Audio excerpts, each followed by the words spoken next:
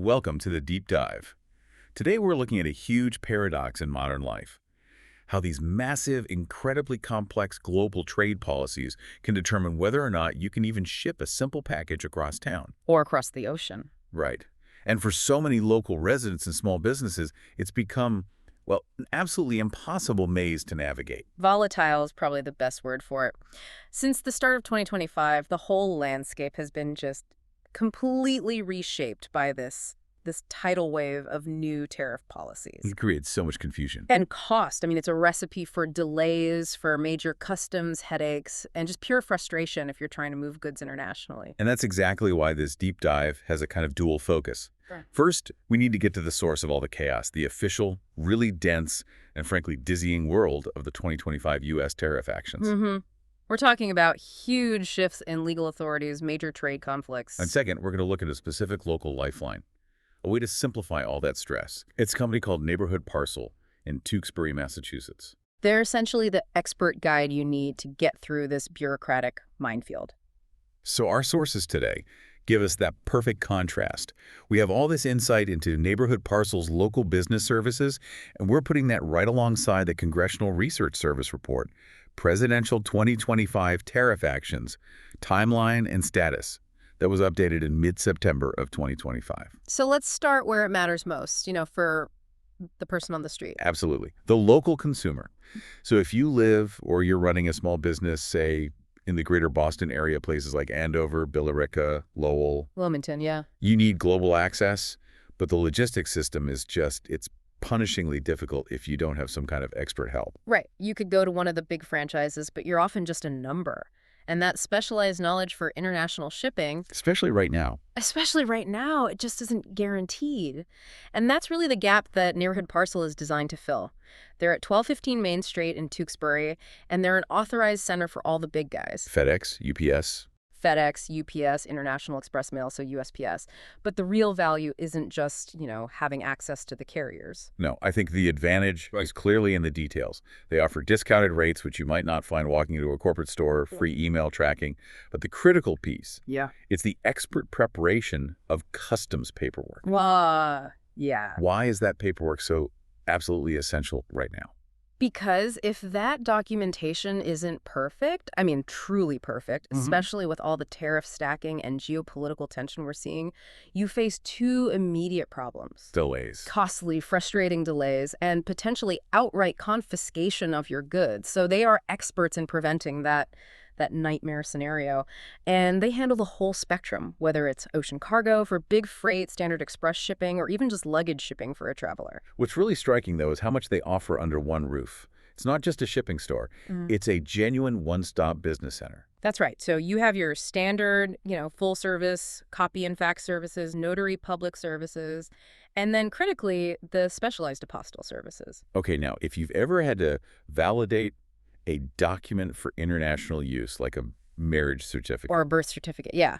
You know that getting an apostille is the ultimate logistical headache. It is. And it ties directly back to international movement. They handle apostille services for birth, marriage, and death certificates right there in Massachusetts.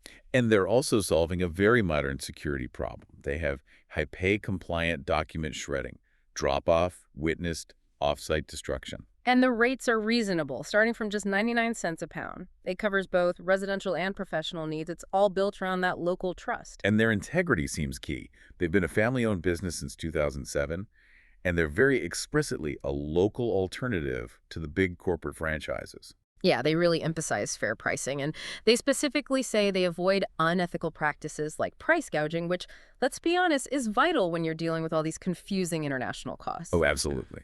And one last thing for, the mobile lifestyle expats, digital nomads, RVers, they offer a service that's just necessary, secure mailbox rental. So you get a real street address. A real street address in Tewksbury. It establishes a virtual address. And from there, they can do secure mail forwarding, scanning, all over the world.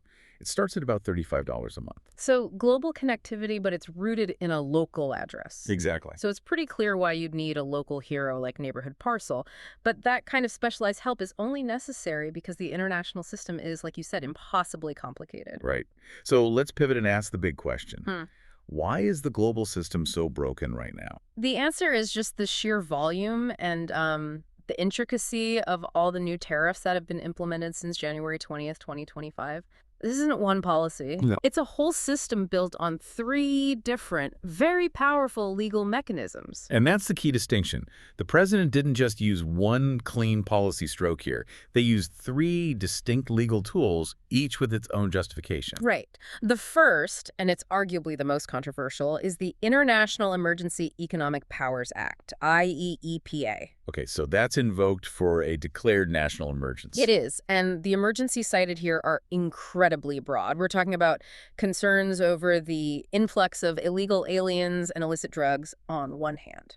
And on the other, things like persistent trade deficits and a lack of reciprocity. So it's using emergency powers for economic goals. Which is exactly why it's so controversial. And we should point out, the sources make it clear that multiple federal courts have ruled the president exceeded the scope of his authority in some of these IEPA actions. But, and this is the kicker, the tariffs are still in place. They're still active, right. They're in place while the Supreme Court reviews those cases. So the legality is in question, but the tariffs are very much real. So it's pillar one. What's the second? The second mechanism is Section 232 of the Trade Expansion Act of 1962. This one is much more specific. It's justified only if imports are found to threaten national security. So steel, aluminum, cars, that kind of thing. Exactly. And the third pillar is Section 301 of the Trade Act of 1974, which is used to go after what are considered foreign unfair trade practices. So if you're a small business owner trying to ship something, the crucial thing to understand is that you're not just dealing with three types of tariffs. No, you're dealing with three separate justifications that could all hit your one product at the same time. Which leads us directly to the stacking effect. The source is very clear. Most of these 2025 tariff actions are cumulative. They stack. They stack. Yep. So the rate for national security could be added right on top of the rate for, say, trade deficits, and you end up with a massively higher final duty. It's an administrative nightmare that turns into prohibitive costs for people. So let's break down those IEPA actions, because this is where we see tariffs hitting some of our closest allies. Right, under those emergency declarations. And there were two main threads. First, the tariffs related to fentanyl and migration. For Canada, the IEPA rate is 35% on most goods. Wow. Yeah, though it's 10% on energy and potash. And that rate actually jumped up from 25% on August 1st, 2025. And for Mexico? For Mexico, the rate is 25% on most goods, 10% on potash. Yeah. The headline here is really the use of these high duties on major USMCA trading partners based on an emergency declaration. The tension there is obvious, even with the USMCA exemption. And I think we should mention that 90-day pause announced in July on a plan to impose even higher tariffs on Mexico. Good point. And China, under this specific action, is facing a 20% tariff on all goods. So beyond that, the other huge shoe to drop this year was about the global trade deficit. Yes, this action targets countries based on the size and persistence of their deficit with the U.S. And this is what established that 10% global floor. A minimum 10% global tariff went into effect back on April 5th, 2025. But it doesn't stop at 10%. Not at all. The country-specific rates go much higher. They range from that 10% all the way up to 41%, depending on where the product is coming from. And there was a very fluid situation with China on this one. They were initially hit with a staggering 125% rate. 125. But that was temporarily reduced to 10% through November 10th, 2025, as part of a temporary truce agreement. It's that constant shifting that makes planning impossible. But for the average consumer, I think the truly game-changing part of this global deficit action wasn't just the rates. It was the end of de minimis duty-free treatment. Oh, this is huge. Okay, let's really highlight the impact here. De minimis was the policy that let imports valued at or under $800 come into the U.S. completely duty-free. It was basically the consumer loophole. It's what enabled the massive boom in low-cost international online retail. And when the global action ended, that treatment for all countries, effective August 29th, 2025. That loophole just vanished. That $50 jacket you used to buy duty-free from an overseas company now faces the full stacked tariff rate. This is a game changer. It's a huge driver of all this complexity. Okay, so let's move on to the second pillar. Section 232, the national security tariffs. These are already hitting key industrial sectors with shockingly high rates. Yeah, we're talking about massive tariffs on foundational materials. Steel and aluminum, for instance, are facing a 50% tariff globally. 50%. That is a huge supply chain cost, although you do see some negotiations at work. The UK has a negotiated rate of 25%. And semi-finished copper products also got hit with a 50% tariff globally. That started in August. And the same mechanism is being applied to the auto sector, a 25% global tariff on automobiles and parts. But again, the negotiations carve out differences. It's 10% for the UK, 15% for Japan. And there's a 15% rate pending for the EU and South Korea. Yeah. These little variances show just how much is happening behind the scenes. But if you really want to understand the deal of uncertainty that is gripping global trade right now, you have to look at the ongoing Section 232 investigations. There are 9 of them. This is the scary part. It means that basically the entire industrial economy, from construction to medicine, is operating under the threat of sudden new tariffs. The list is just staggering. You have investigations into timber and lumber, Semiconductors, pharmaceuticals, critical minerals, heavy trucks, aircraft. drones, polysilicon, even wind turbines. So any one of those could result in new tariffs based on a national security finding. So if you're a hospital planning your pharmaceutical supply chain, Or a construction company sourcing lumber. you're operating under this constant threat that your costs could jump 50% overnight. It's the sheer breadth of it. It's not just Chinese goods anymore. It's nearly every major industrial input from around the globe just waiting for the policy shoe to drop. And naturally, this barrage of U.S. tariffs provoked a pretty strong global response. There were negotiations, but also direct retaliation. The negotiations tried to provide some guardrails. Between April and September of 2025, key framework agreements were reached, especially with the EU and Japan. And those tried to contain the damage. They did. They implemented a 15% tariff ceiling on certain goods, and they secured exemptions for critical items like civilian aircraft and parts, or for natural resources the U.S. doesn't have, like cork from the EU. But those negotiations certainly didn't stop the tit-for-tat escalation, especially with China. Not at all. In response to the U.S. actions, China jacked up its retaliatory tariffs on U.S. exports to a peak of 125%, before temporarily dropping that rate to 10% as part of the truce. And China's response goes beyond just taxes. Right. They also use non-tariff actions, which can be even more disruptive, things like export controls, unreliable entity designations. So they aren't just taxing the product, they're actively blocking or discouraging trade with the U.S.